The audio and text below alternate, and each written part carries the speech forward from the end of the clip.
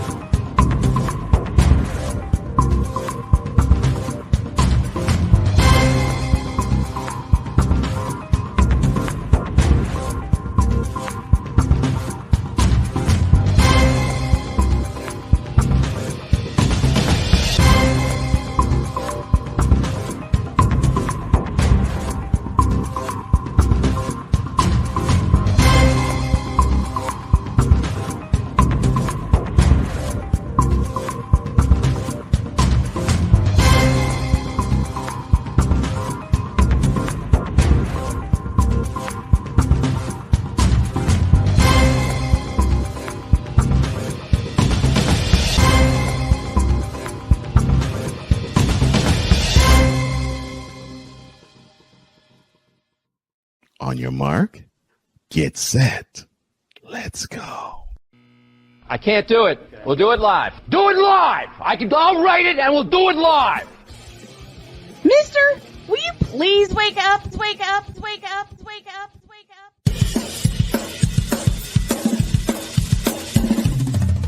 Good morning, Kevin Durant. You should have left California. This bronzesexual upset me in having to bring this teenage idiot from Wisconsin into a sports conversation. Are you really surprised the Cowboys are giving up on Ezekiel Elliott? Whoa. Hell no! Well, no one cares about baseball. Bitch, are you for real?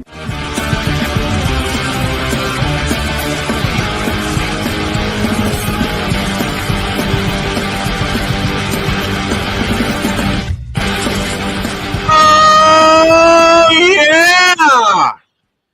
Oh, my voice is going to...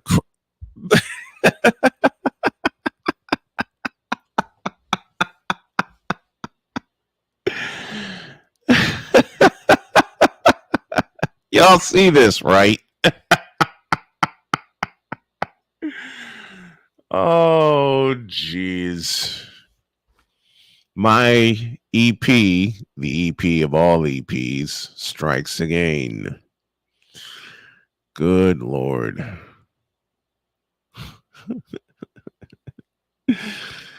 I love it. I love it. Good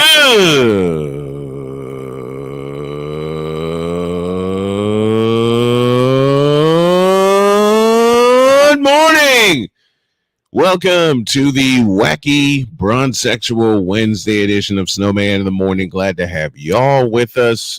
We got a lot to get to, including Stephen Curry rescuing the Warriors in overtime against the Boston Celtics.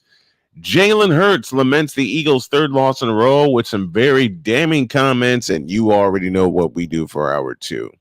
Let me take a few minutes here to thank everybody for sticking with us, for sticking with the show, for sticking with me as I went through another health scare recently. As I told you guys on Monday, had to deal with a kidney failure, but it's been rescued. It's been given a lot of fluids, and I have completely cut myself off from caffeine. I have to. If I'm going to stick around and give my wife a 50th year anniversary, which I promised to do, and my daughter reminded me of it this morning, then I have to kill the caffeine habit once and for all. I have to. That include I can't even do decaf coffee because it still has a little caffeine in it. So it's got to be cold turkey. And you notice we started an hour later. That is because it gives me a chance to get home, get situated, get my daughter situated from work and all that good stuff. Let me welcome the folks watching on Zebo TV. I owe y'all a promo. I'll get that to you. Thanks also to the folks at BS3 TV. I owe y'all a promo. I'll get that to you. Shady Sports Network is with us this morning, and all of our rowdy friends that hang out with us each and every day. Thank you. We love you. And let's get down to business. Here's a short version of the Whip Around presented by Fanatics.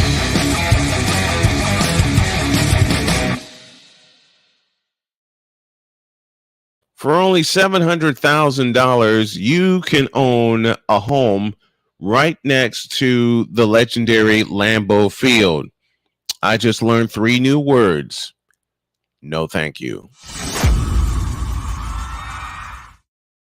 Ja Morant is back at his first game from suspension. He finishes with 34 points. He also hits a buzzer beater to beat the New Orleans Pelicans with the game tied and 9.1 seconds remaining. Morant drove to the cup and sunk a floater over the Pelicans' Herbert Jones as time went dead to give the Grizzlies a win. A perfect ending to a perfect day, and it ended a 5-game skid for the Memphis Grizzlies. So Ja Morant is back, and hopefully the Grizzlies will be back as well. Florida State discussing their future in the ACC after the college football playoff snub. They have renewed in-depth discussions about its long-term future in the ACC in recent weeks. That snub, which occurred after the Seminoles completed a perfect 12-0 regular season before winning the ACC championship game, angered many at the university and among its board of trustees, essentially the last straw after years spent voicing their displeasure with the conference. The situation is expected to come to a head in the near future and be formally discussed soon. To be clear, Florida State is not leaving the ACC in the near future, but is merely weighing its options. Let me pose a question to Seminole fans. Who did y'all play this past season of significance? Who did you play of significance? And besides, you playing the ACC. I should tell you everything you need to know right there. CJ Stroud is likely out for Sunday against the Cleveland Browns. He's still battling a concussion. And man, I love watching CJ Stroud play.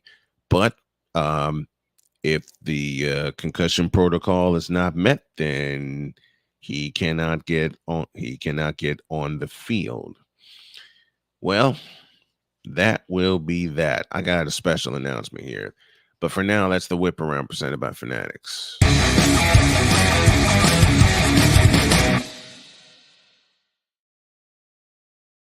Coming up next, Stephen Curry waves night-night to the Boston Celtics, and I have a special announcement about a project that I am putting together. And I'll tell you all about it when you all get back. This is Snowman in the Morning, your midday sports-tacular. More after this.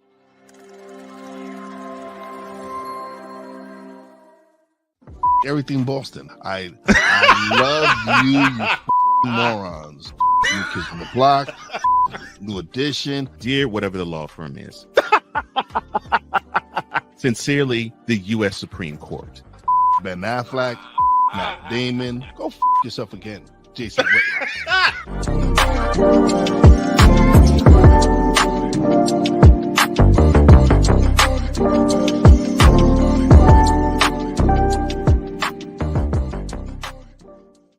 Join the transporter to Hades. Your butt and gut becomes one. Join the reformer of hooker whores. This is my daughter, Placenta Booty Johnson. Join the bronze god. Whenever you are in distress, take off your baseball cap and throw it in the air. Join your very own superhero of broadcasting, Chris Bass. So whatever color crayon they get, they palm it and do 2 circles, and that translates to I can beat up black people. As he takes you through the week's paces in Baseline. Live every Saturday at 8 a.m. Eastern, 7 a.m. Central. No, Pacific Time Zone people, just stay asleep when this is on live and just catch the recording. Oh, I'm sorry. Exclusively on the Chris Bass YouTube channel.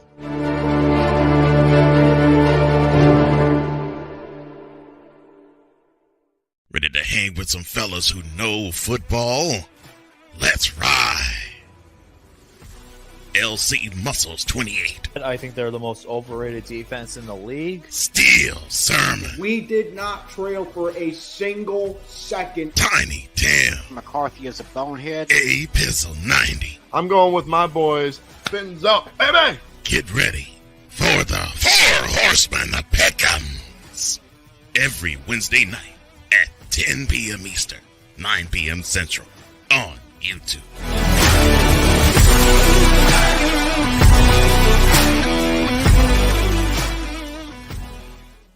Mister, how do you operate this Twitter thing or this Instagram thing or whatever the heck?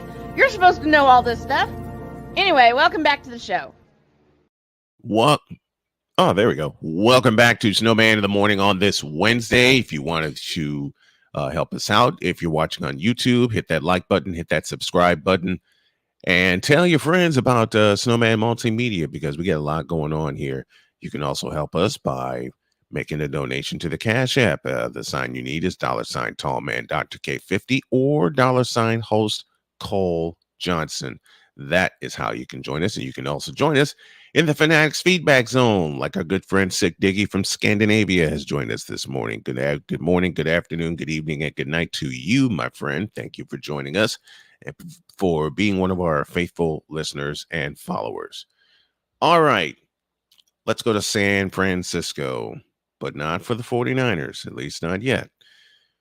Stephen Curry rescued the Warriors and hit a three with 12 seconds left to put the Celtics away in a wild 132-126 victory last night. He let fly a high arcing three, just like those he practices time and again during his extensive pregame routine, and it swished through the net right in front of his wild celebratory Warrior teammates on the bench, and he cut loose with the night celebration, which he premiered in 2022 during the Warriors' run to their fourth championship.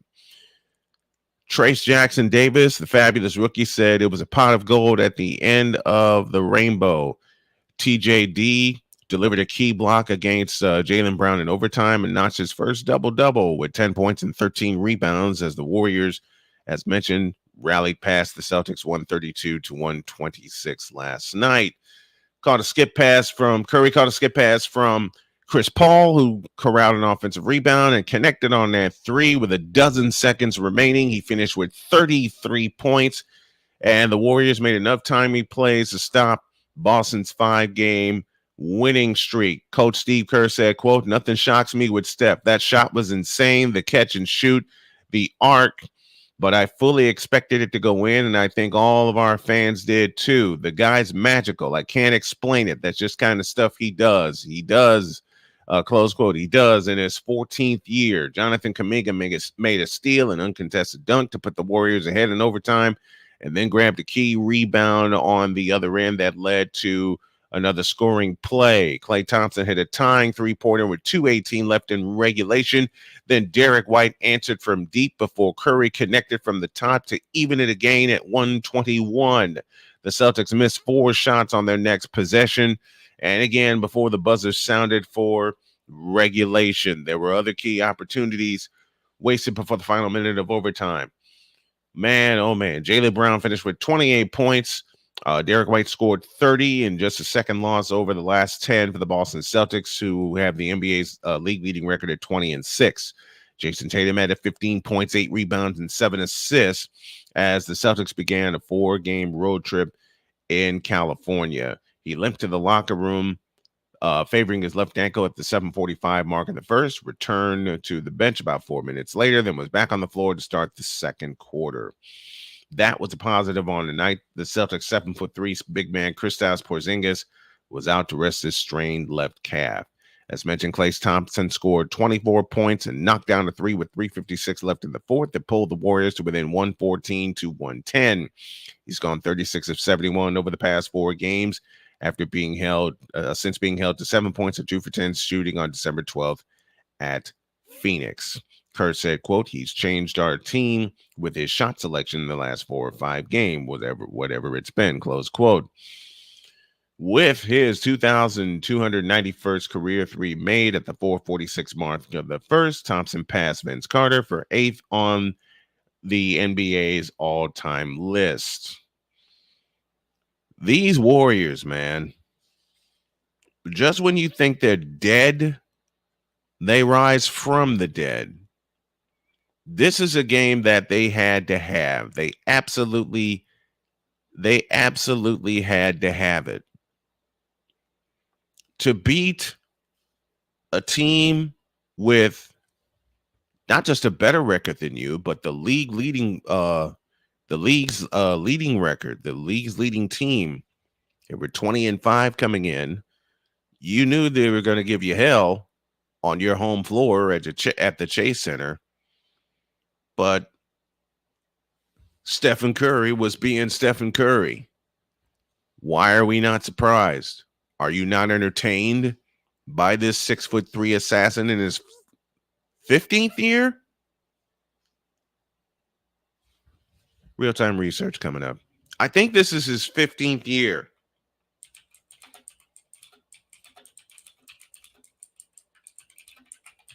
I want to say this is his 15th year.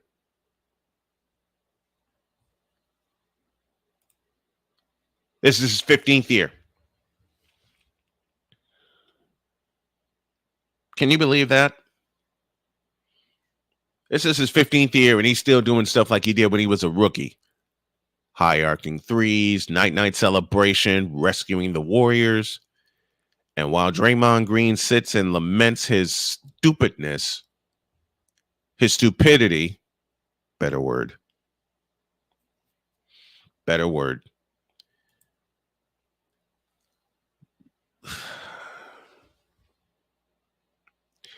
This has got to turn the Warriors around. They're languishing in last place in the Pacific Division. More real-time research coming. And yet, I believe they're only 4.5 games out of first place in the Pacific Division.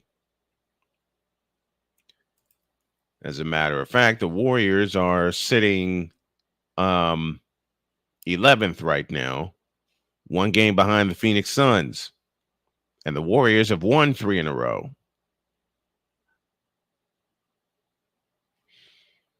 The Warriors have won 3 in a row. Should that not frighten you? It should frighten me. And I'm a Warrior fan. Even with all the turmoil, with all of the craziness going on right now, I can say, and I will say, that they are getting their act together. The Kings lead the Pacific Division. The Warriors are 4 games out of the Pacific Division lead.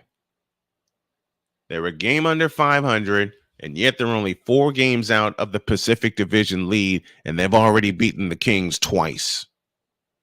So should the race get closer, like right after Christmas, they got 2 games in hand with Sacramento.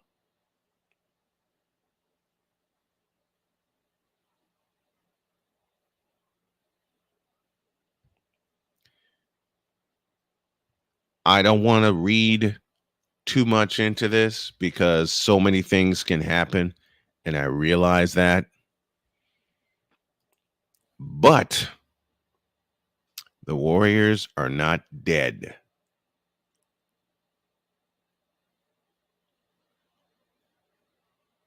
It's Curry, Thompson, and Chris Paul, along with Jonathan Kuminga and rookie big man Trace Jackson Davis, that are keeping the Warriors afloat and that are helping to get the Warriors' act together. And should the Warriors get their act together, I would be frightened. Jonathan Kuminga, you need to really, really play big. You really need to play like a big man. And just assert yourself. Trace Jackson Davis, same thing. It's early in the season. It's early. It's December. It's not April. And again, the Warriors are only 4 games out of the Pacific Division lead. They can turn it on at any time. You all know this.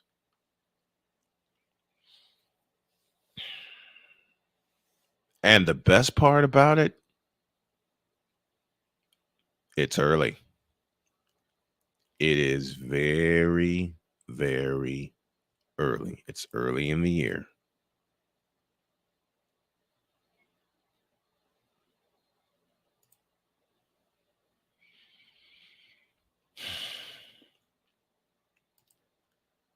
Don't look now, but the Warriors are getting everything together.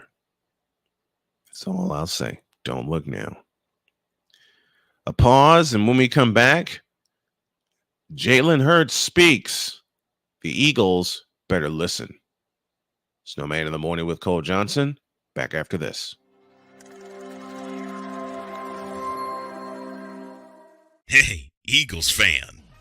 Join my man Cool McCain and a host of others as they break down every single game, every single week in an objective manner, and also from a fan's perspective as well. Remember, this cast feels just like you. Nobody likes you. And you don't care. Fly, Eagles, fly. Eagles Elite Podcast. Every Wednesday at 8:30 p.m. Eastern on YouTube and other podcast outlets.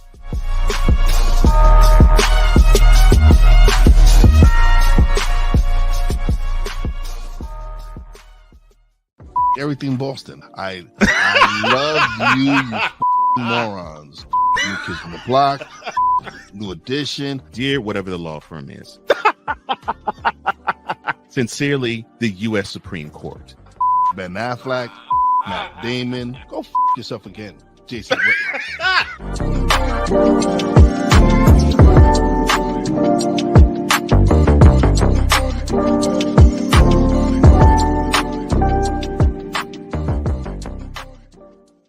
Ready to hang with some fellas who know football? Let's ride.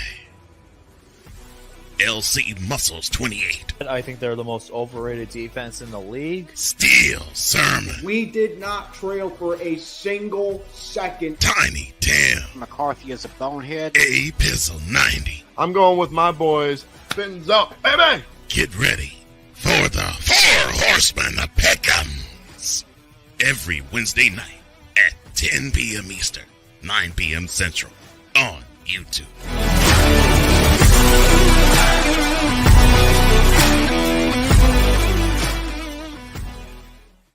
Poppy J. You got the option to cry for the government. You got the option to protest. You got the option to keep buying. But this is also an option. Wise El Jefe. We're the first tech geeks. We're the first gamers. We're the first everything.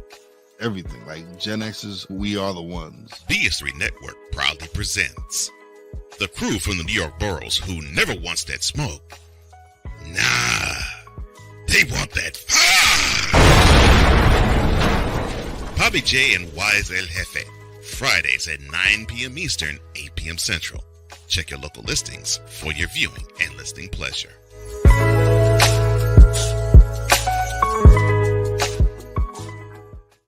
Mister, how do you operate this Twitter thing or this Instagram thing or whatever the heck? You're supposed to know all this stuff. Anyway, welcome back to the show. Welcome back to Snowman in the Morning. We are presented by BetUS.com. BetUS.com, where the game begins. Speaking of games, the Philadelphia Eagles have lost 3 games in a row. And Jalen Hurts decided to say something.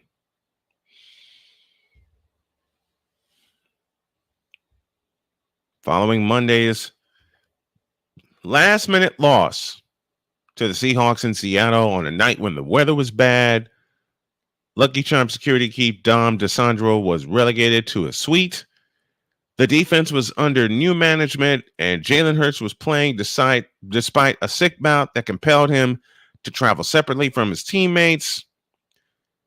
The Philly quarterback seemed to question his teammates in the aftermath. Hurts said, quote, "I've been talking about execution all year. Being on the same page, everyone being on the same page. We didn't execute. I don't think we're all committed enough." Let me read that again. I don't think we are all committed enough. Just got to turn it around, you know. It's a challenge that we have to embrace. Just continue to see it through. Let me read that again, and let me do this properly. Jalen Hurts said, quote, "Being on the same page, everyone being on the same page, we didn't execute. I don't think we're all committed enough. Just got to turn it around. You know, it's a challenge that we have to embrace. Just have to continue to see it through." Hurts also made it clear that he's on the hook too. Close quote. You know what, Jalen Hurts? To put yourself on the hook through, which is what a lot of quarterbacks, Dak Prescott, won't do. I like it. It's just unfortunate that it comes at the behest of a 3-game losing streak, 2 of those 3 times where you got beat up. You got beat up by the Dallas Cowboys. And before that, you got beat up at home by the San Francisco 49ers. Those kind of losses can wreck a team. Yes, I said it, wreck a team. Sports PSP is in the house, and he presents this challenge. Start, bench, and cut. Anthony Edwards, Zion Williamson, John Morant. Cut them all. There. Problem solved. Cut them all. Back to business. For the comments that Jalen Hurts made, and he's holding himself accountable as well as his teammates, I like it. Now you just have to figure out the magic elixir to turn it around, because you got the Dallas Cowboys breathing down your neck. You got the Dallas Cowboys breathing down your neck.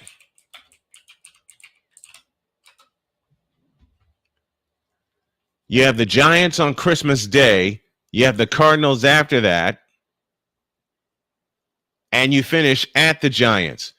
So you have 3 very winnable games for you, Jalen Hurts.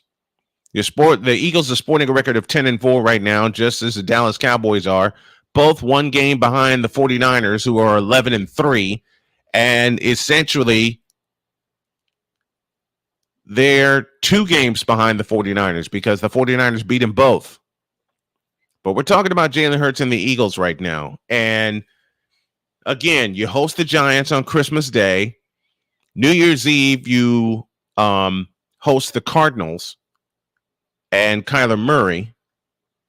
And then January 7th, with a time to be determined, you play the New York Giants in the Meadowlands.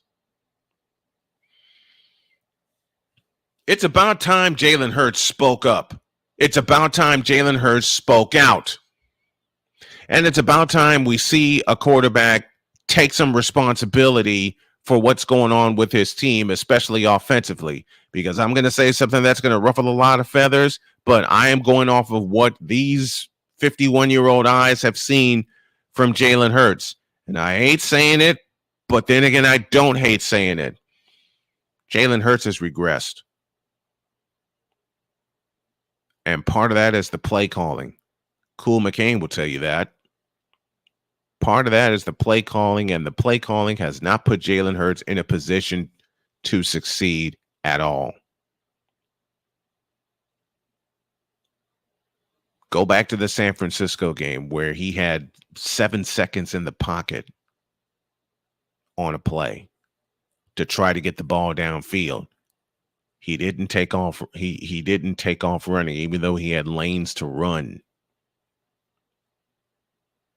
But you know what that turned into? It turned into a sack from Javon Kinlaw. It turned into a sack from Javon Kinlaw. Sometimes when I look at Jalen Hurts this year, when I look at Jalen Hurts, period,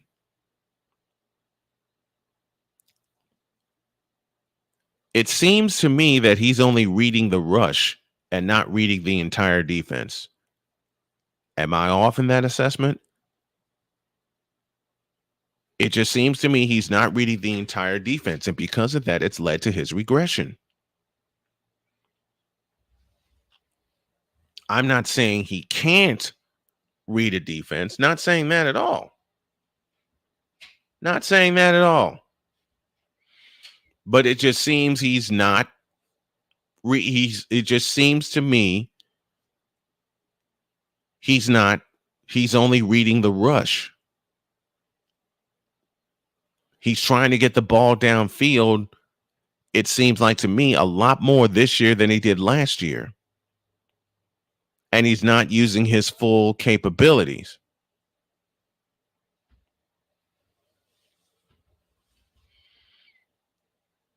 And I hate saying that about Jalen Hurts because I want to see this young man continue to be successful and continue to always be in the MVP conversation. But you can't be in the MVP conversation if you're regressing.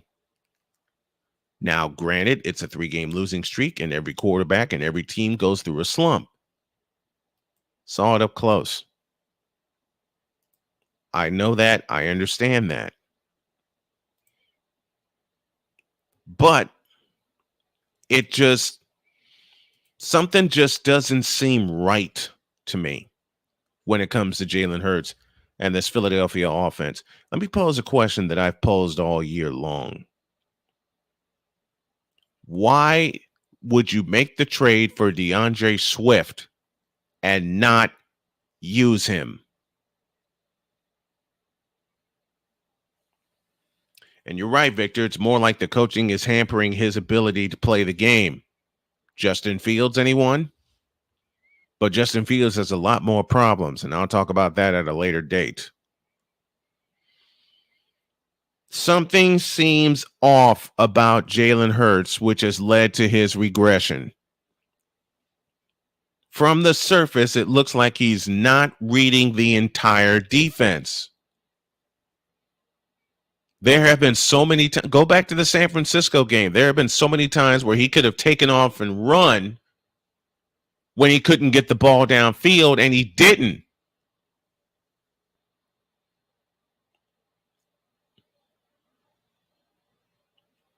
Their confidence is shaken. It has been knocked out from them.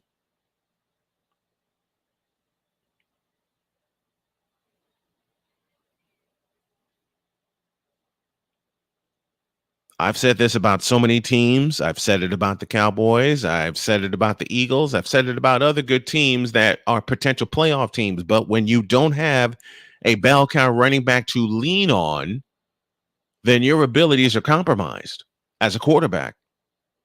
I've seen it for years at a time. Michael Vick, anyone? And this is when they had this is when the Falcons had Michael the Burner Turner. They didn't use him, at least not properly. The same could be said right now about the Philadelphia Eagles and DeAndre Swift. They only let DeAndre Swift run wild once, and that was the Thursday night game against Philadelphia. That was the Thursday night game against Philadelphia. And since then, matter of fact, let me do some more live time research.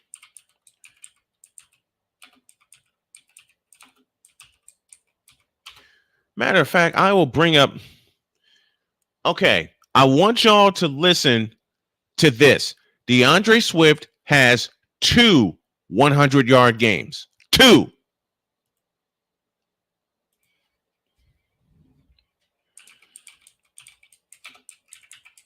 Yes, this is me typing for more live research.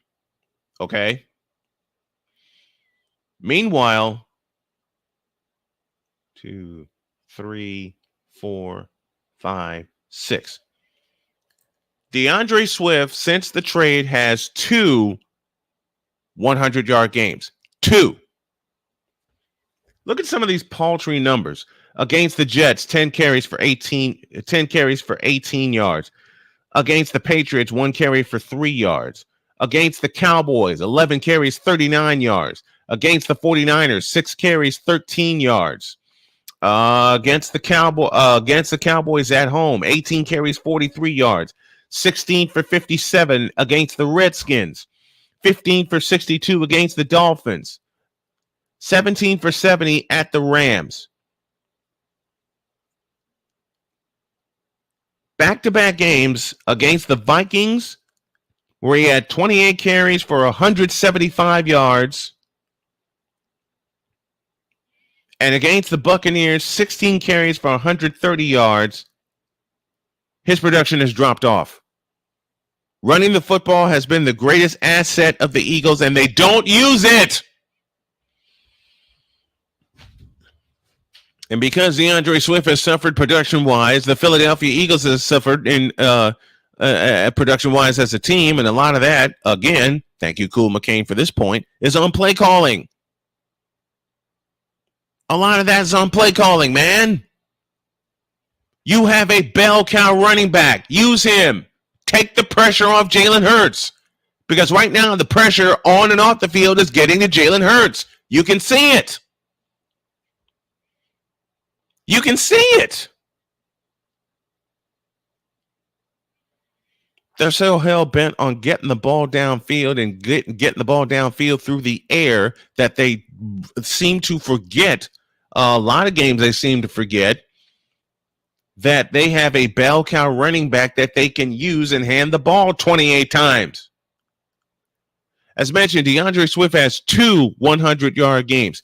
Meanwhile, Christian McCaffrey has 6 of them, including 2 in succession at home against the Seahawks with 145 and at the Cardinals with 115, and 3 out of the last 4. Thanksgiving night, 114 against the Seahawks. He ran for 93 yards at Philadelphia. That's how you use a bell cow running back. That's how you take the pressure off your quarterback. That's how you allow your quarterback to be a quarterback and put your team in a position to win. And for the last 3 games, Jalen Hurts hasn't done that. And again, a lot of that is play calling. I get that. I understand that. I dig that. Okay? I dig that. What I like about Jalen Hurts is that he's taking accountability for himself as well as his team. He's calling himself out as well as calling his teammates out about being on the same page. You have to be on the same page, especially now with the stretch run. You have 3 very, very, very winnable games. 2 against the Giants and 1 against the Cardinals.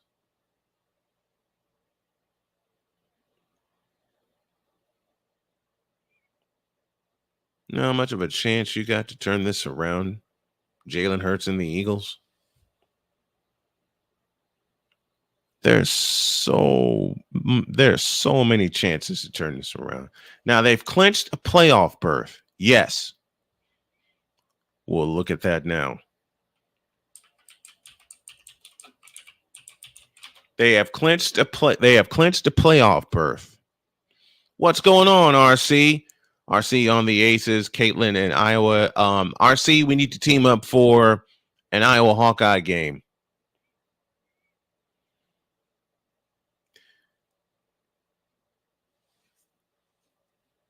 But for the Eagles, Jalen Hurts, You done me proud by giving yourself and your teammates one of these.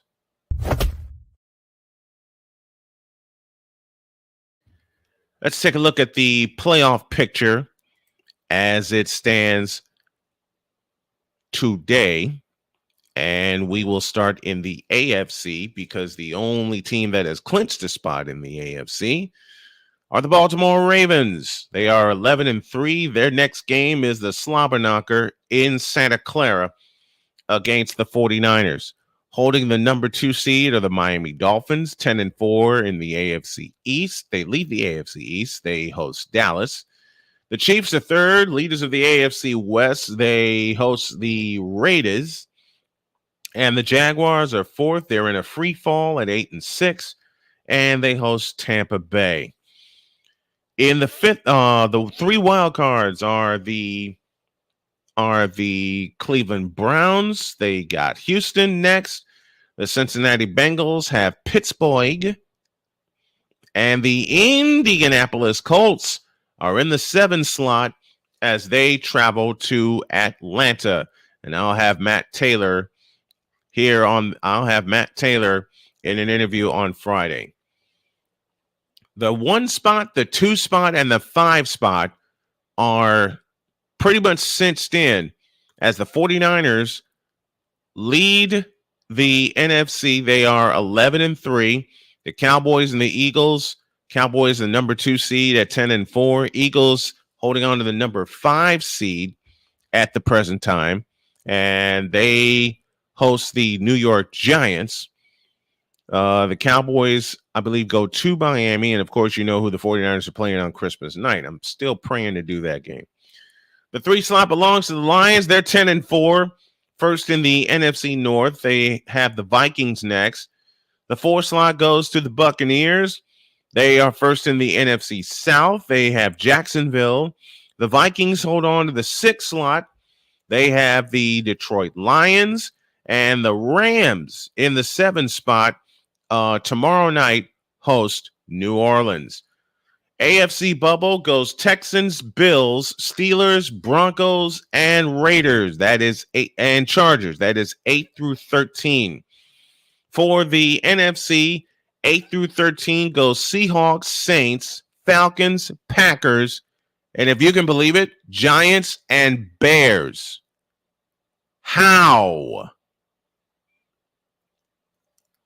How the hell are the Giants and Bears 1 game out of a wild card slot? How? I just, that's all I want to know. How?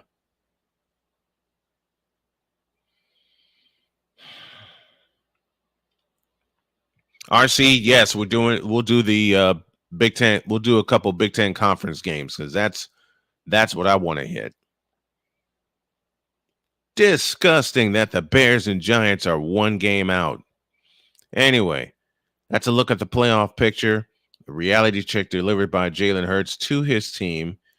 I'm going to take an extended break, and when y'all get back, it's hour 2, and you know what we do. Back after this.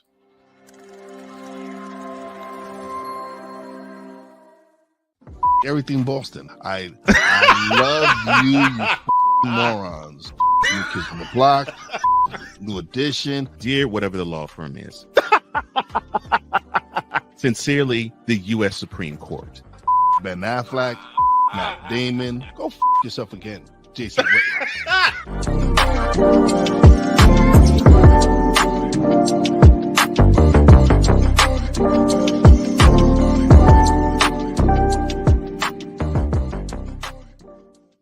Join the transporter to Hades. Your butt and gut becomes one. Join the reformer of hooker whores. This is my daughter, Placenta Booty Johnson. Join the bronze god. And ever you are in distress, take off your baseball cap and throw it in the air. Join your very own superhero of broadcasting, Chris Bass. So whatever color crown they get, they palm it and do 2 circles, and that translates to I can beat up black people. As she takes you through the week's paces in Baseline. Live every Saturday at 8 a.m. Eastern, 7 a.m. Central, No, Pacific Time Zone people, just stay asleep when this is on live and just catch the recording. Oh, I'm sorry. Exclusively on the Chris Bass YouTube channel.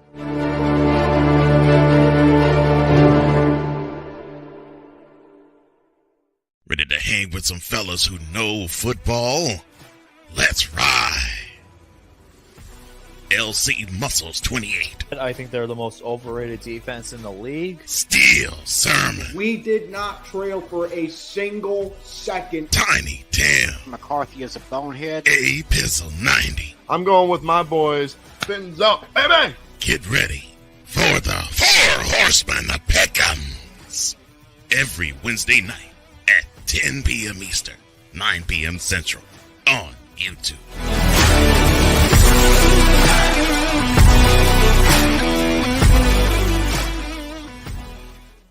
Mister?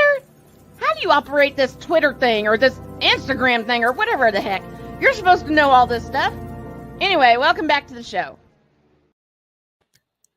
This should give you a clue of what we have to deal with next. Good gracious. Oy, oy, oy, oy, oy. Stay tuned for more wackiness and the Bronze Sexual Hour coming up on the second half of Snowman in the Morning with Cole Johnson.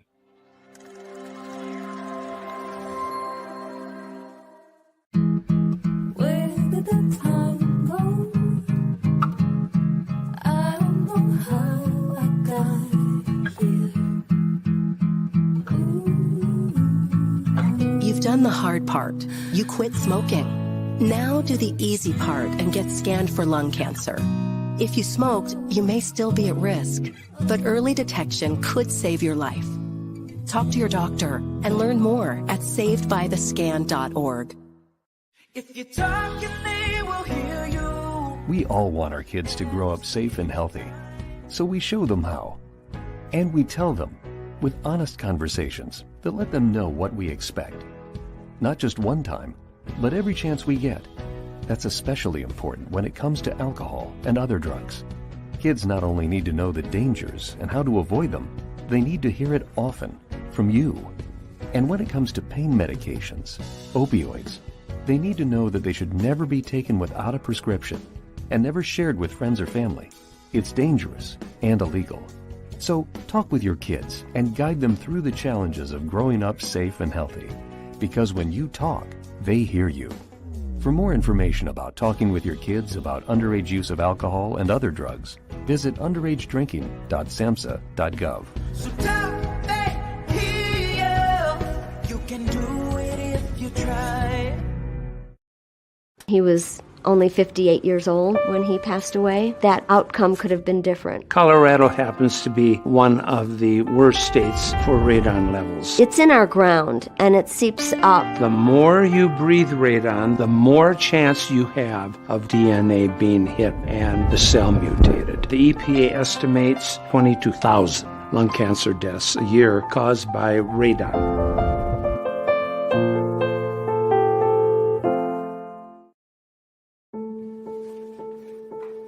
We all make choices.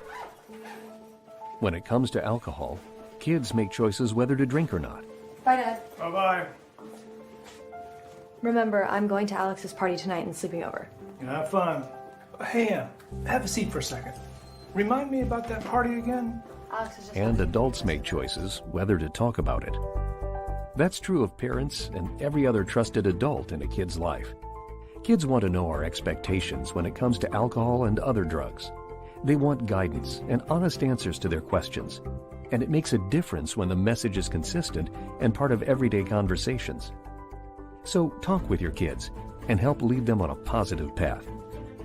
Because when you talk, they hear you. For more information about talking with your kids about underage use of alcohol and other drugs, visit underagedrinking.samhsa.gov. Mister? How do you operate this Twitter thing or this Instagram thing or whatever the heck? You're supposed to know all this stuff. Anyway, welcome back to the show.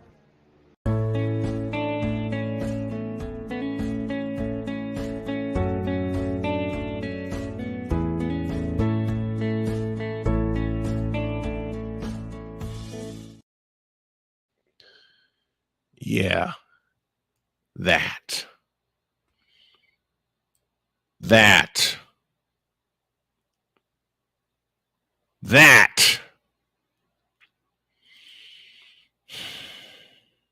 Good grief. Second hour of Snowman in the Morning is brought to you in part by Invader Coffee.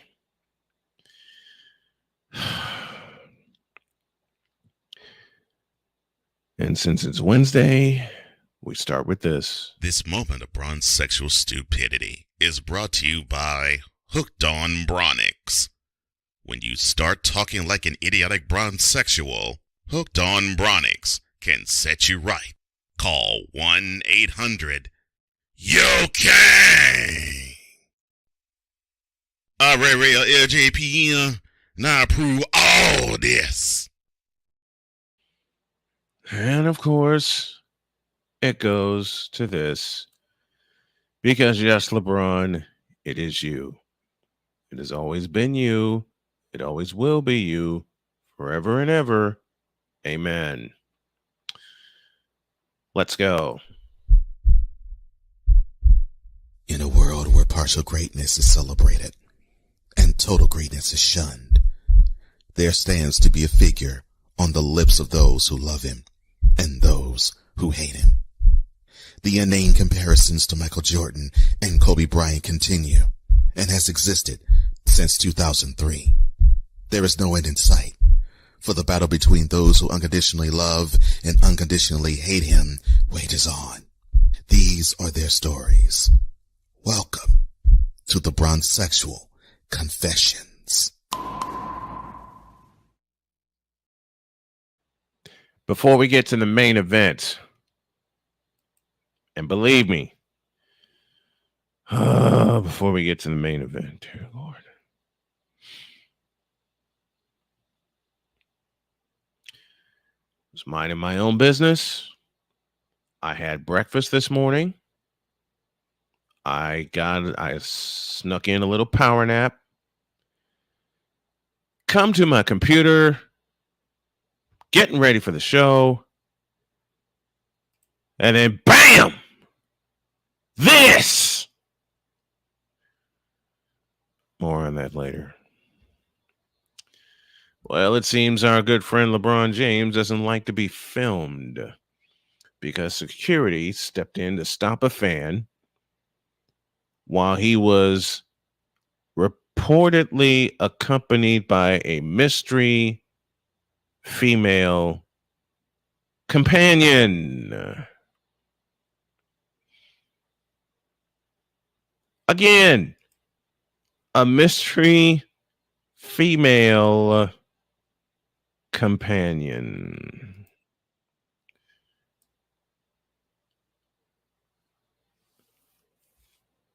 It suggested that he could have been at a casino with two other figures and security stopped. And speculation has been sparked from fans questioning why James did not want to be recorded in public with the unidentified woman.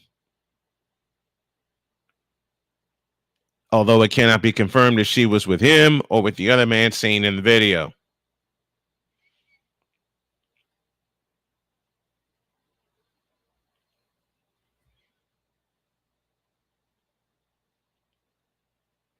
This is all nothing but speculation, and I'll leave it at that. But why put yourself in that situation?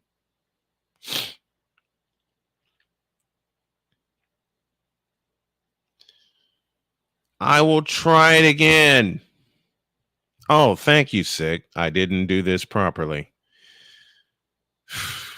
There's a viral video circulating with LeBron James being with a mystery woman.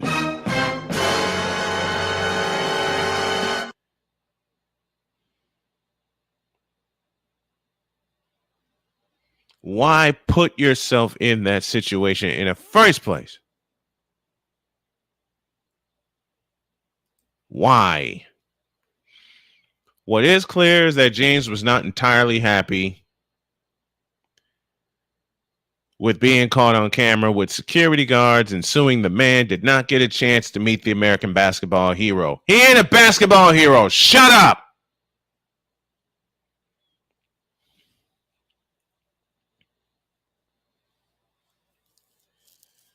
He's already come under fire from a week to forget. He's already come under fire for entering a basketball game while the national anthem was being played when he went to watch his son Bronny play at his first collegiate game. Oh, dear Lord. My brain already hurts, but it's going to hurt more. James, the Orange County Register reporter Luca Evans posted a video on X of James walking into the arena with his younger son Bryce and two of his Sierra Canyon High School teammates. James was criticized for sitting down and failing to remove his hat, which is customary during the Star Spangled Banner, which was taken as a sign of disrespect.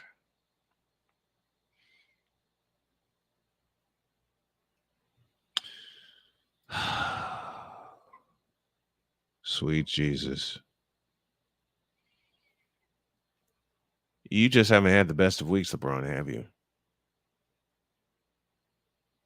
I'm not going to speculate on what happened in Vegas. I'm not going to speculate on that. But it seems like, LeBron, this entire week, you took nothing but a big fat...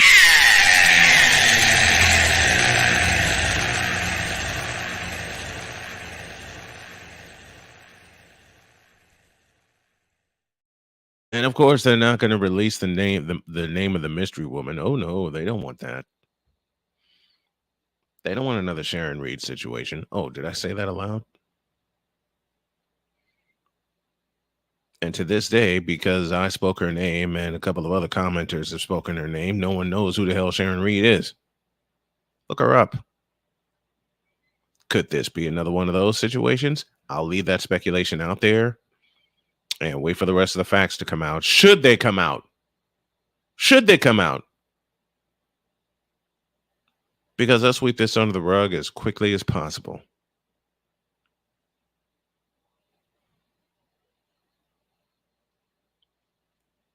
And if you think he wasn't gambling in Vegas during the NBA Sippy Cup, stop it. Get some help.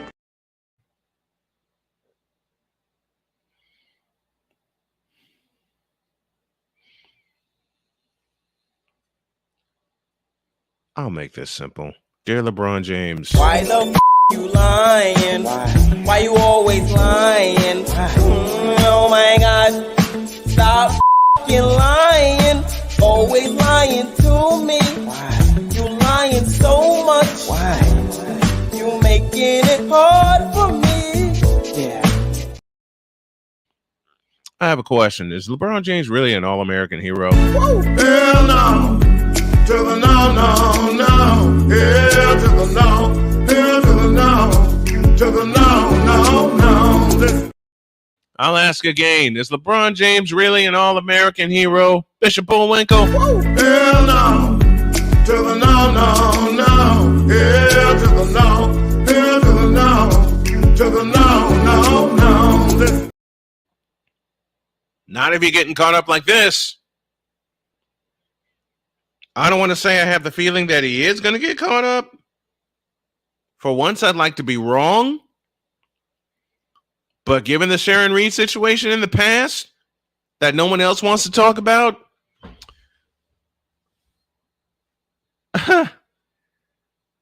don't count on it. Don't count it out.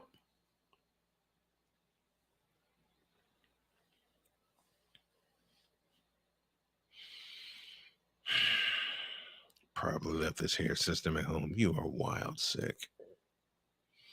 You are wild sick.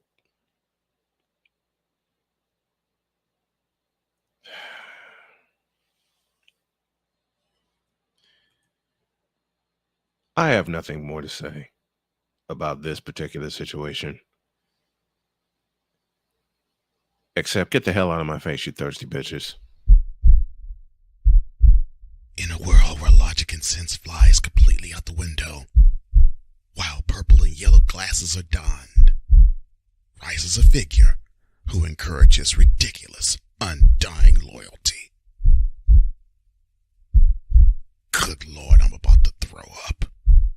This has been yet another installment of The Bronzexual Confessions. I'm not even going to touch that one again until some more facts come out. But that whole situation is looking like this.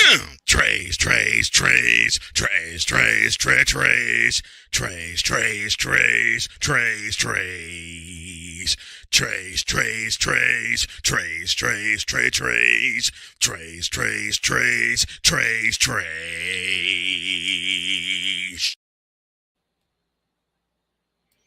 My head hurts. I'll be back.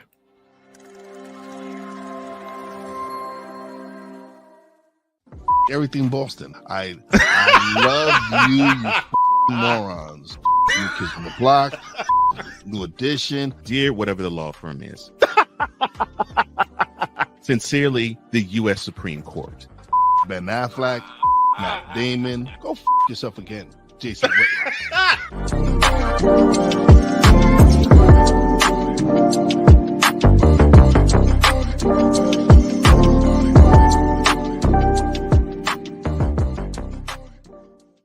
Join the transporter to Hades. Your butt and gut becomes one. Join the reformer of hooker whores. This is my daughter, Placenta Booty Johnson. Join the Bronze God. And ever you are in distress, take off your baseball cap and throw it in the air. Join your very own superhero of broadcasting, Chris Bass. So whatever color crayon they get, they palm it and do two circles, and that translates to I can be the black people. As she takes you through the week's paces in Baseline. Live every Saturday at 8 a.m. Eastern, 7 a.m. Central, No, Pacific Time Zone people, just stay asleep when this is on live and just catch the recording. Oh, I'm sorry. Exclusively on the Chris Bass YouTube channel.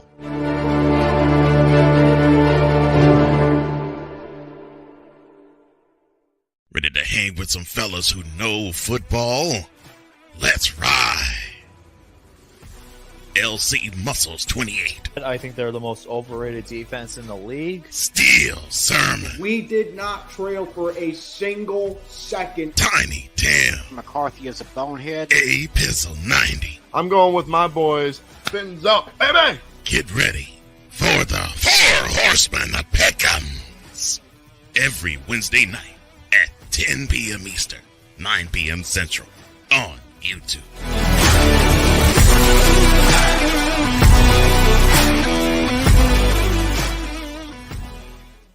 Mister? How do you operate this Twitter thing or this Instagram thing or whatever the heck? You're supposed to know all this stuff. Anyway, welcome back to the show. I'd like to thank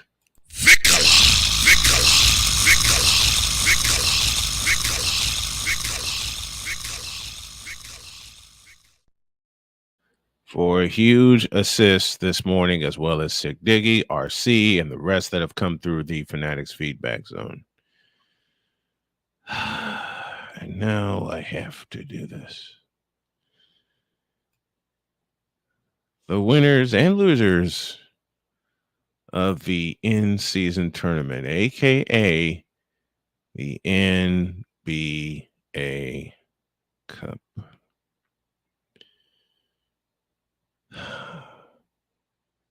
Let's go. In a world where partial greatness is celebrated and total greatness is shunned, there stands to be a figure on the lips of those who love him and those who hate him. The inane comparisons to Michael Jordan and Kobe Bryant continue and has existed since 2003. There is no end in sight, for the battle between those who unconditionally love and unconditionally hate him wages on. These are their stories. Welcome to the Bronzexual Confessions.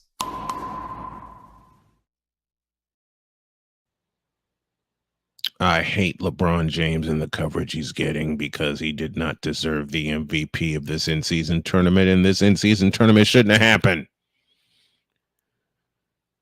24-11. This last Saturday, the Lakers beat Indiana 123-109. In the championship.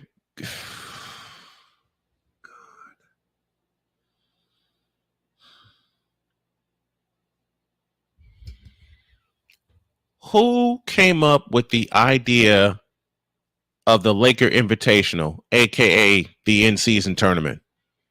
Because Victor said it when we had a conversation. If they ever approve the in-season tournament, it's going to be all Lakers. It's going to be all about LeBron. And damn it if he wasn't right. It's all about LeBron. Even though Anthony Davis had 41 points and 20 rebounds and 4 blocks.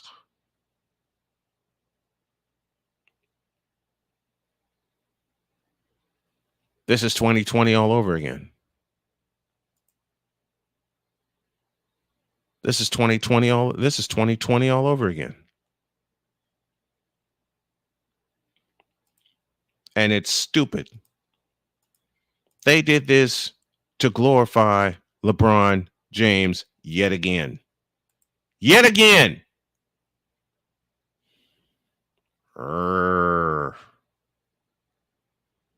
They did this to glorify LeBron James because he doesn't have. What's going on, Pizzle?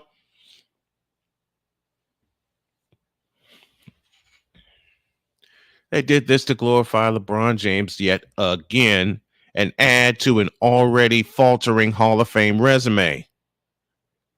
I'm looking at this article. Add 2 more lines to LeBron James's Basketball Hall of Fame resume. NBA Cup Championship and NBA in-season tournament MVP. Who blanking cares? The in-season tournament needs to go away.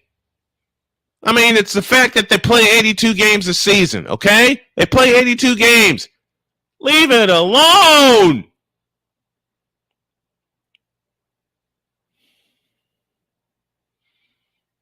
Ay. Ever since this guy has come into the league, they have found false ways to glorify him because he cannot play the game of basketball correctly. I've said it for 20 years, and I will continue to say it until I go 6 feet under, which ain't going to happen for another 50 years when I celebrate my 50th anniversary with my wife, and we're still going to be sitting here keeping going with this. LeBron James is trash as a basketball player, period. All these frivolous stats, this NBA in-season tournament, the NBA Sippy Cup. Thank you, Ryan McCarthy. It's all... Shall I use the word? Nah. I'll give LeBron James credit for this for lasting 21 years at peak optimum shape. And there's the conspiracy theorist in me that even calls that into question because of something I saw in the past. But that's neither here nor there. Longevity is a good thing. But when you ruin the game of basketball, it's not such a good thing.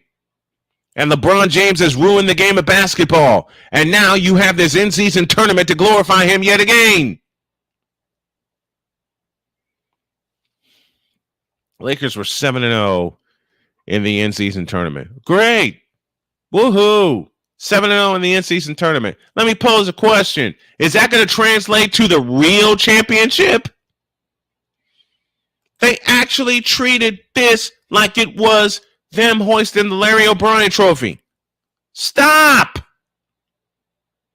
Just stop.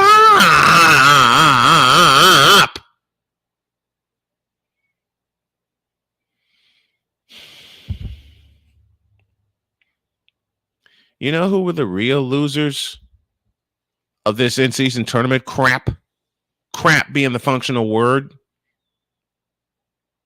The fans of real basketball were the real losers. Because this NBA in-season tournament and the courts they're in is crap. It's crap. I use another word, but I don't want to get in trouble. Now, according to this article, and I'm going to read this aloud, the NBA is slated as a winner. The idea of an in-season tournament was what met with apprehension, if not skepticism. And by the time the IST reached the final night of group play, there was sufficient interest. No, there wasn't. No, there wasn't. Oh Lord! And of course, they have LeBron James as a winner. Of course he's going to be the winner. They groove the road for him, just like they grooved the road for him in 2016. Sick Diggy, I'm fine.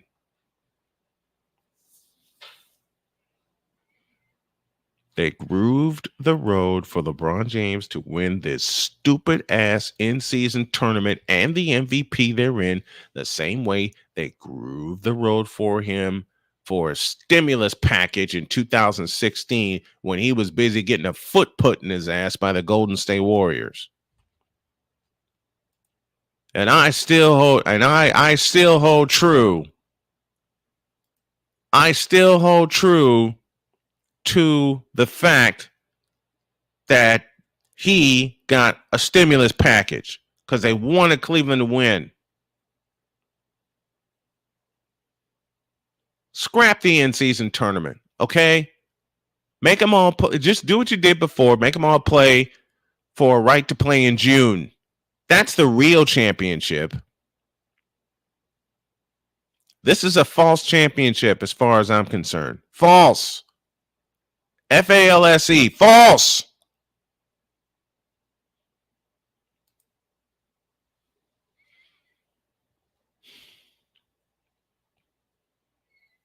They slated the Pacers as one of the winners. Some of the other winners, they got Indiana guard Tyrese Halliburton, Lakers star Anthony Davis, who should have been the MVP. The combo from Milwaukee of Giannis and Damian Lillard. And Las Vegas, a popular NBA destination, namely for the Summer League.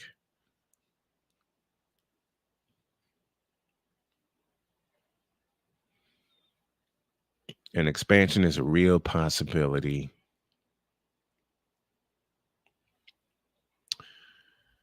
You know, I'm growling. I'm growling all this stuff. Good day, Snow Cruise, is Ryan McCarthy. Just in time for the Dum Dum Hour, a.k.a. the Broad Sexual Confessions. Man, this whole in-season tournament thing is a cash grab for the NBA, and it's a cash grab for LeBron James, as if he doesn't have enough money already. As if he doesn't have enough money already. And you know what else it was a cash grab for? The city of Las Vegas. Sure, they got the Raiders. They're going to have the Athletics, and I hope that changes. Hell, the Raiders are supposed to be in Los Angeles, but that's a football subject. I'll save that for Monday. Hey, McCarthy, what's the brew this morning?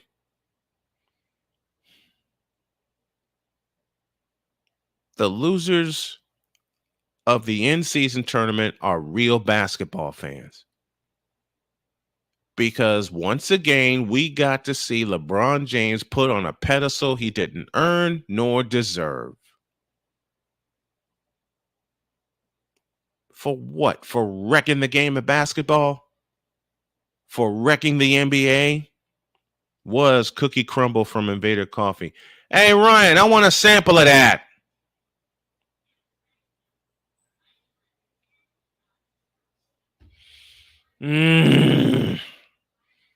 I'll say it again, and I'll say it loudly, and I'll say it very proudly. For those of us who have really got into the NBA and lived through the old school, this in-season tournament is crap. It's a cash grab for ESPN. It's a cash grab for the NBA. It's a cash grab for Las Vegas. And I'll say it aloud. It's a cash grab for LeBron James, as if he doesn't have enough of it already. They put him on a pedestal he didn't earn nor deserve. He has wrecked the NBA with subpar play. Very subpar play. It was a crap tack. You know what? Let me read this and put the proper element in there for my buddy Victor, because he said it best. Let me put this up here. The in-season tournament, according to Victor, was a craptacular.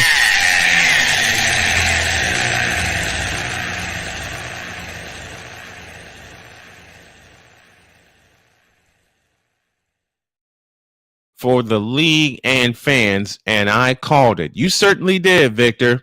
Did it during a conversation we had while I was driving. I knew that Kang was going to win, and I did too. Foolish to think otherwise. NBA isn't for us anymore. It isn't.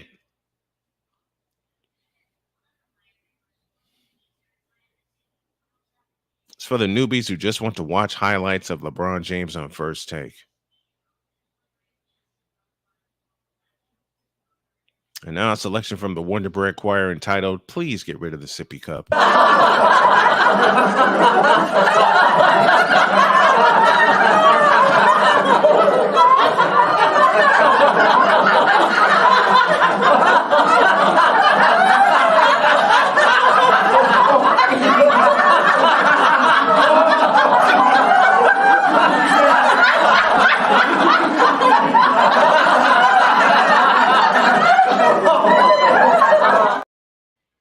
For all of you that showed interest in the NBA Sippy Cup, you fool! You fool! You fool!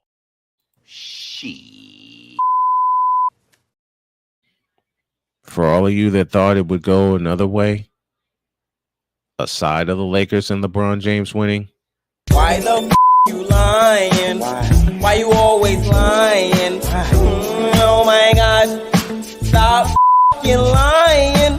Always lying to me. You lying so much. You making it hard for me. Yeah.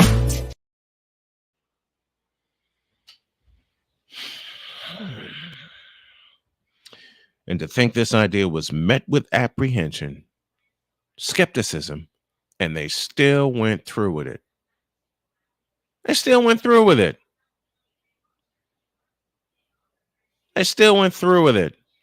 And it came out exactly the way Victor and I and others had predicted. Wasn't worth watching.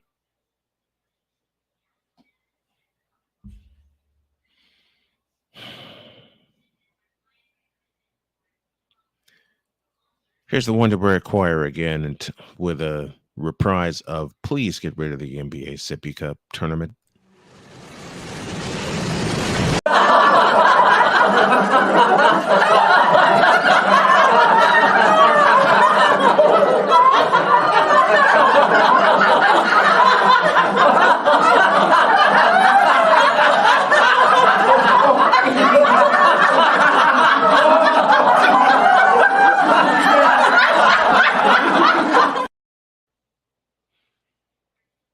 Just stop.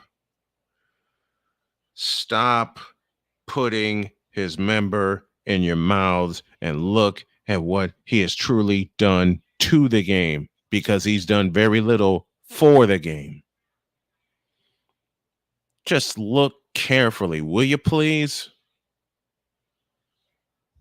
Good gracious. He has done nothing for the game. He has no impact on the game, as far as I'm concerned. He has had no impact on the game. He has not changed the game in any way, shape, form, or fashion. All he's done was be a bull in a china shop for 21 years. What's that get you? Apparently, it gets you an in-season championship, which shouldn't stand anyway. Which led to this.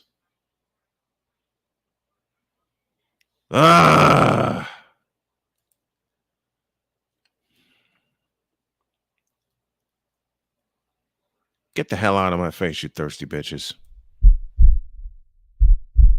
In a world where logic and sense flies completely out the window, while purple and yellow glasses are donned, rises a figure who encourages ridiculous, undying loyalty. Good Lord, I'm about to throw up. This has been yet another installment of The Bronzexual Confessions.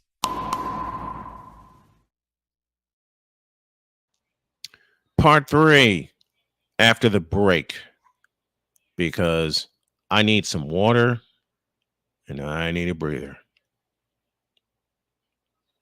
Back in a minute.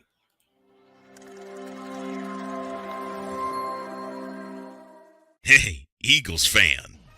Join my man Cool McCain and a host of others as they break down every single game, every single week in an objective manner, and also from a fan's perspective as well. Remember, this cast feels just like you. Nobody likes you. And you don't care. Fly, Eagles, fly. Eagles Elite Podcast. Every Wednesday at 8:30 p.m. Eastern on YouTube and other podcast outlets.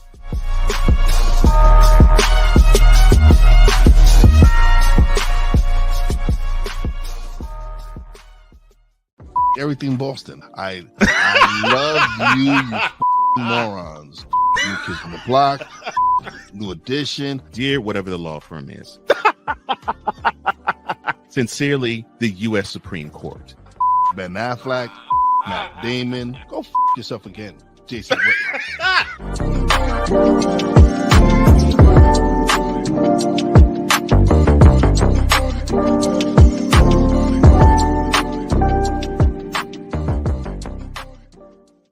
Ready to hang with some fellas who know football? Let's ride.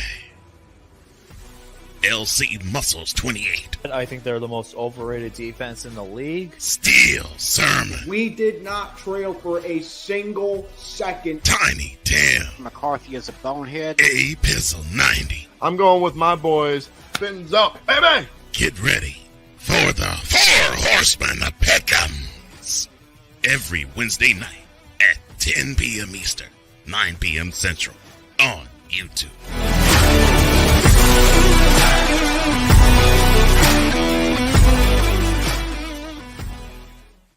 Poppy J. You got the option to cry for the government. You got the option to protest. You got the option to keep buying, but this is also an option. Wise El Jefe. We're the first tech geeks. We're the first gamers. We're the first everything. Everything. Like Gen X's, we are the ones. BS3 Network proudly presents the crew from the New York boroughs who never wants that smoke.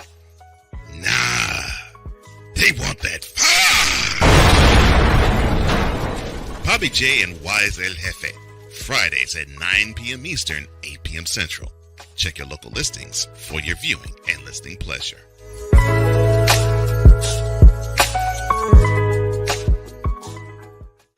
Mister? How do you operate this Twitter thing or this Instagram thing or whatever the heck? You're supposed to know all this stuff. Anyway, welcome back to the show.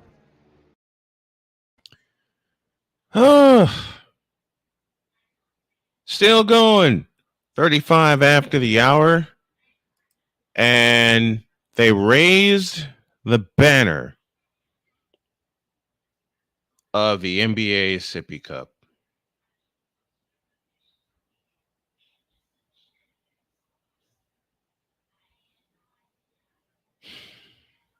But before I do that,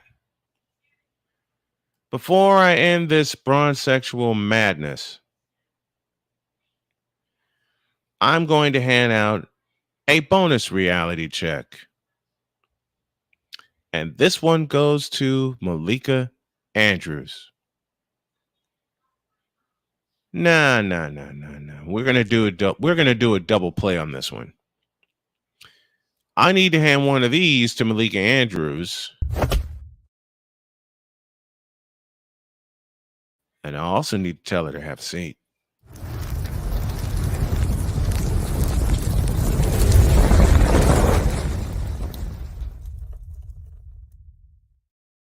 In case you missed it, and if you missed it, be happy. Malika Andrews was lustily booed when she walked out on the floor in Las Vegas to help present the NBA Sippy Cup. Good. Maybe your disdain for NBA players and their wrongdoings will now slap you in the face and slap some sense into you. When you cover the NBA draft, Malika Andrews, you do a horrible job because you keep bringing up things that are irrelevant. Not saying that a record, an unlawful record, should not be taken into consideration, but that's for the teams to decide. That's for the teams to make public, not you. That's for the teams to deal with, not you. Because whenever you bring up an NBA player's record or their police record or whatever, I want to say this correctly. It just shows to me your disdain, your absolute disdain for those who said no to you. Get the idea?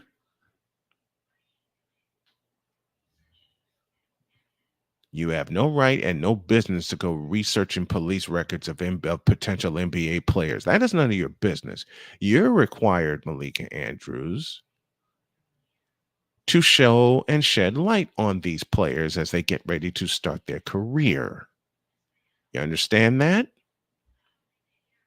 Maybe you don't understand that. Well, maybe you understand this. I think it is my opinion that your ass should be fired.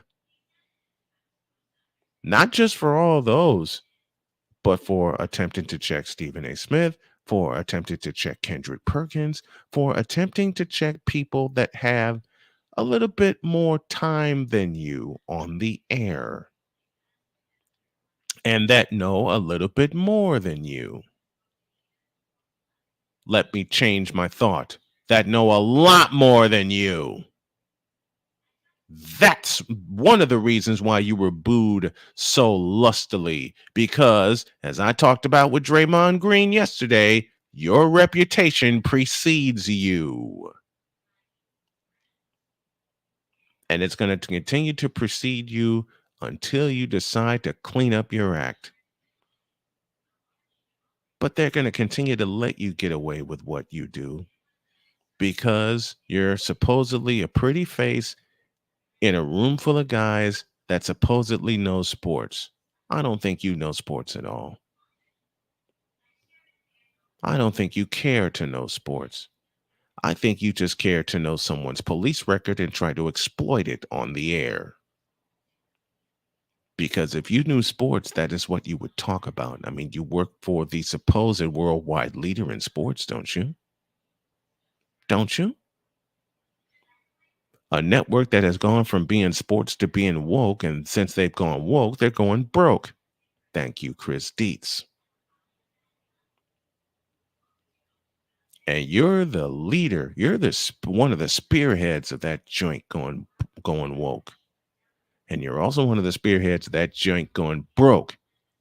Because they've gone all in on Pat McAfee. They've gone all in on Stephen A. Smith and a couple of others. And to borrow from the late, great George Carlin, in terms of pay, Malika Andrews, because they actually do their job and you don't, it's a big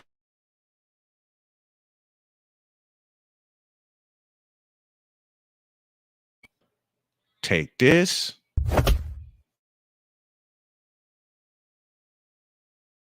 and get up.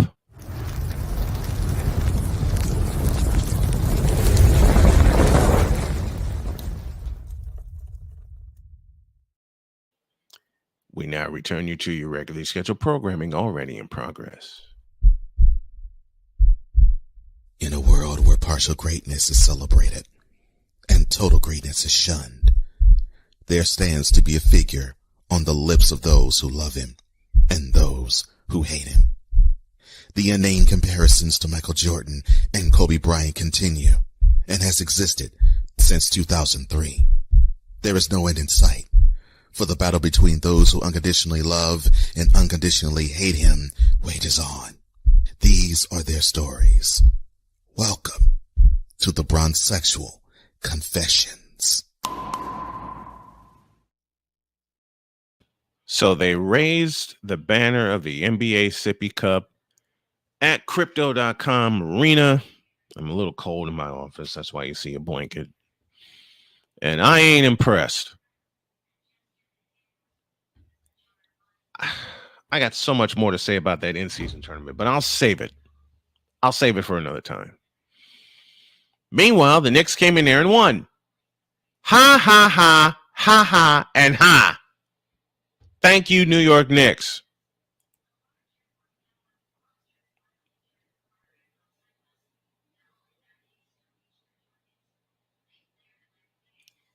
For a long time, the Lakers chose not to hang banners for conference or division titles. And they hung a banner to recognize the NBA Sippy Cup. And then the Knicks came in and beat them 114-109. Downer. Isn't it, Lakers? Isn't it, LeBron?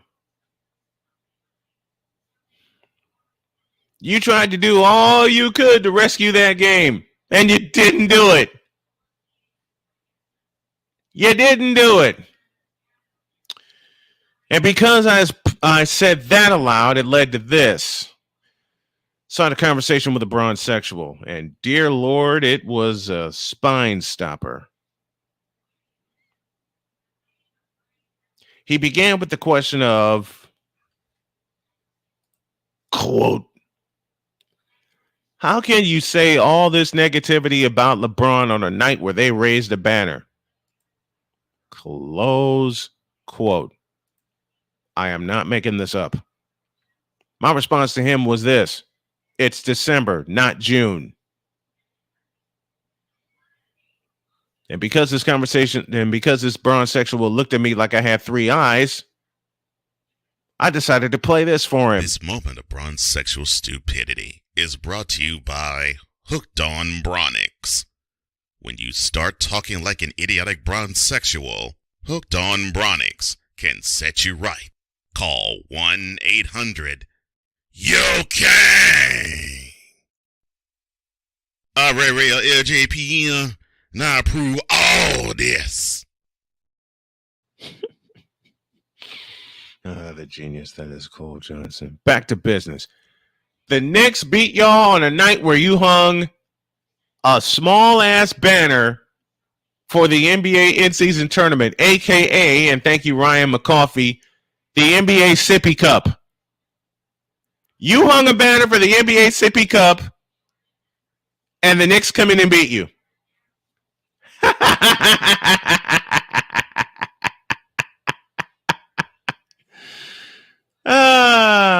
LeBron put up 25, 11, and 11.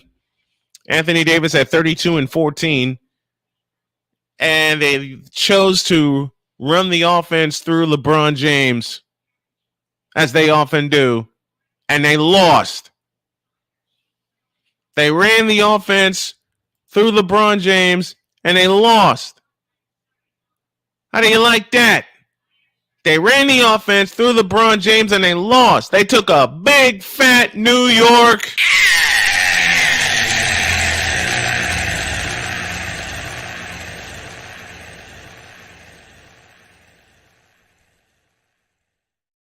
And they wore their black uniforms that night. Stop it. Just stop it. It ain't working. It's never going to work. Y'all are proud of an in-season tournament? Stop it.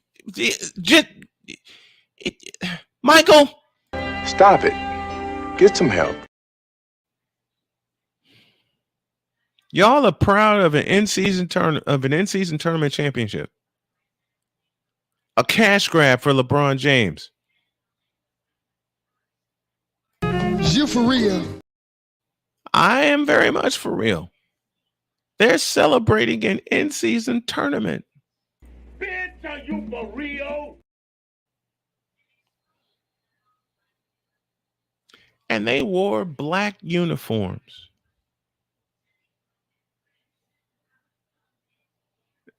What does it mean to win an in-season tournament when you are nowhere near playing for the big trophy in June? It's a crafted tournament to further the career of LeBron James, which shouldn't be furthered anymore. Y'all are so busy putting his member in your mouth for every little thing that he does that you don't realize how much he has ruined the game. You don't realize that, do you? And then they let the Knicks come in and beat him.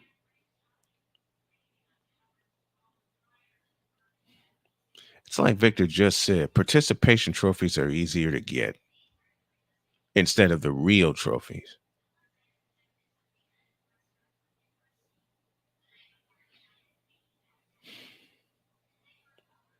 I hate participation trophies because that's what the sports world has come to. Participation trophies. Tom Brady, anyone? He's been to 10 Super Bowls. He's won 7 of them. Yeah, but he lost 3 times in the big game. Meanwhile, Mr. Montana is perfect. 4-0 in the Super Bowl.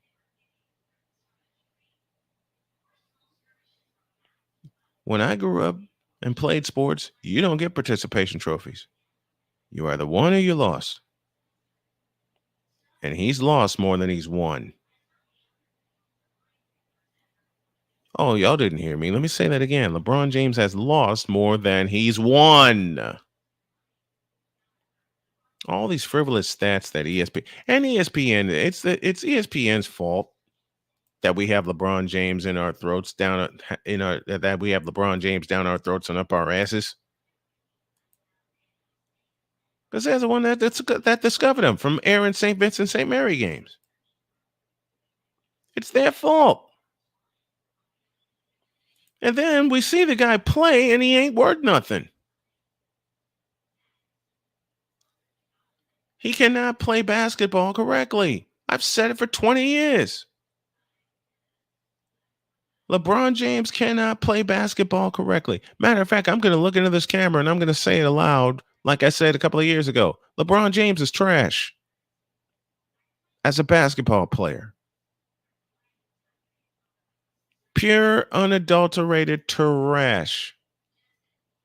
To celebrate an in-season tournament by letting the visiting team come into your house and beat you. And you were healthy.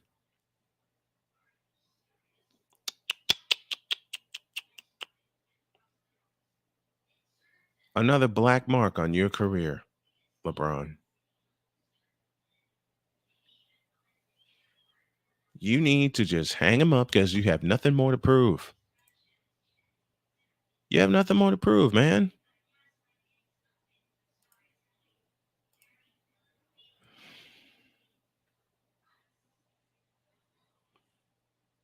You have nothing more to prove.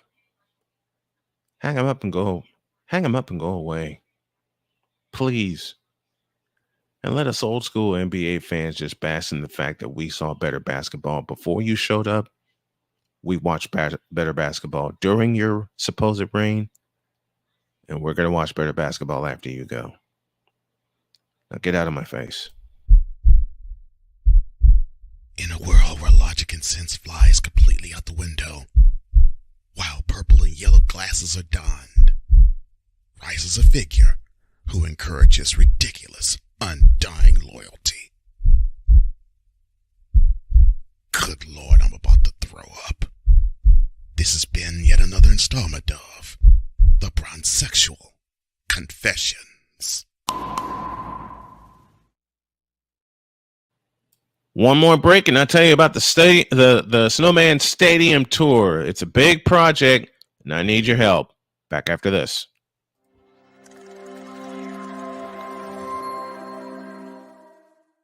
Everything Boston. I love you morons.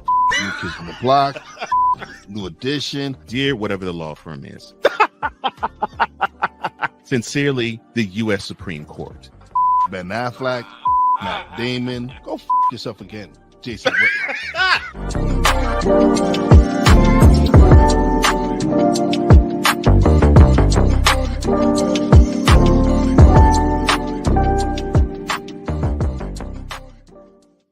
Join the transporter to Hades. Your butt and gut becomes one.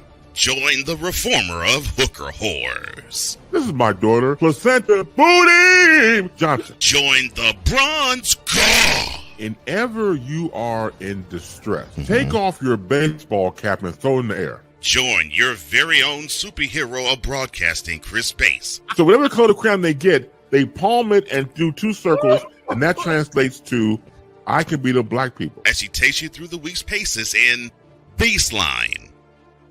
Live every Saturday at 8 a.m. Eastern, 7 a.m. Central, Pacific Time Zone people, just stay asleep when this is on live and just catch the recording. Oh, I'm sorry.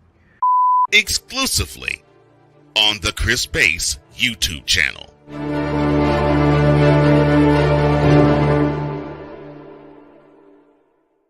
Ready to hang with some fellas who know football? Let's ride.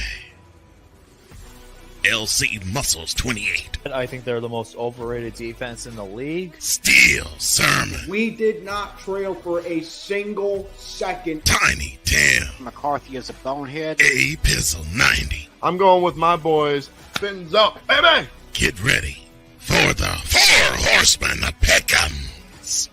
Every Wednesday night at 10 p.m. Eastern, 9 p.m. Central on YouTube.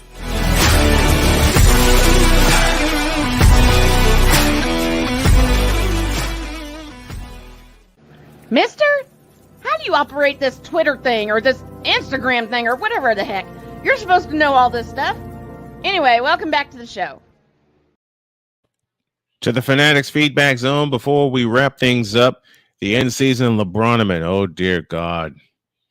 Victor Locke, of course. What you mean? I can't. My voice is going to crack. I know that. How do you like them apples? Absolutely. Something I say a lot. The black uniforms were appropriate. The Lakers buried themselves. Participation trophies are easier to get. Thank you, Victor, for that. It's a cancellation prize on the cheap. I'm sure Wise El Jefe was balling. Dear Lord. And speaking of Tom Brady, he lost twice to the Giants. And another red X from the I Promise school. I promise what? That's all I want to know. All right. I said I'd mention a project that I'm working on. It is this. It's the Snowman Stadium Tour. I don't have the GoFundMe link up yet. I'll have it ready tomorrow. I might, matter of fact, I'll have it ready tonight. Watch for an announcement on the YouTube channel and for it to circulate on social media. There are three purposes to this. The first one is to raise some money for my family so we can get out of debt and get to our next location. The second one, I want to raise a bunch of money for cancer research because I am a survivor thereof. And the third one is to honor Jody, my beautiful bride. And I've started, and I want someone to write this in the chat. The three hashtags I want to use. The first one is Help the Snow Family Foundation. And if someone is taking notes, please put that hashtag in the chat. The second one, Snowman helps cancer patients. That's a hashtag. And the third one, this one's for Jody. Those are the three purposes of the Snowman Stadium Tour.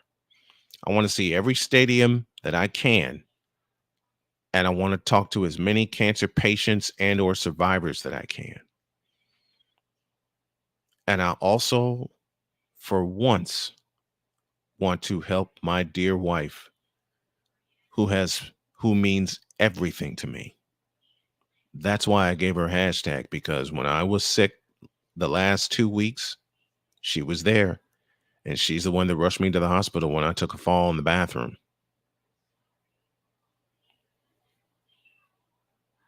And when I fell outside in front of her truck, she coached me to get into the truck. I was there for 4 days. She was there all 4 days.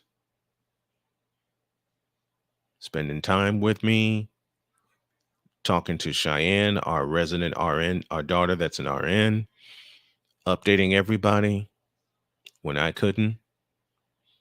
That's why I'm doing this. She deserves a big part of this. And I want to do whatever it takes to help her the same way she did whatever it took to help me. So that is one of the reasons for the Snowman Stadium Tour. I want to thank y'all for tuning in this morning, even though we started late. I promise this will not happen again. And yeah, I am so blessed to be around so many people that not only wanted to see me give Jody a 50th year anniversary, but to continue to do this for as long as I can. And now the purpose of helping cancer patients is huge for me. After surviving cancer, pancreatic cancer at that, I want to help others. And I'll do my damnedest to do so. Have a great day. God bless. Remember to make your next move your best move. And always remember, if your dreams don't scare you, they're simply not big enough. Dream big, do bigger. We hope y'all are too. And we really hope that you help out the Snowman Stadium Tour. The GoFundMe will be up tonight. Thank you guys. God bless. I'll see you tomorrow.